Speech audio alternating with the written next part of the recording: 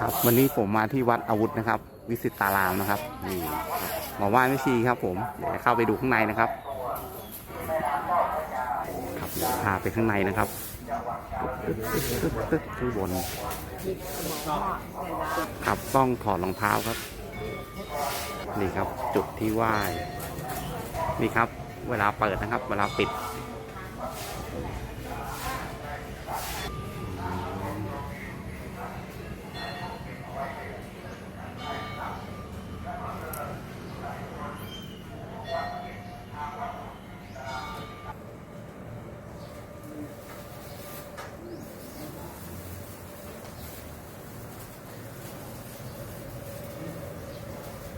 ครับอันนี้เป็นบริเวณที่จุดธูปนะครับผม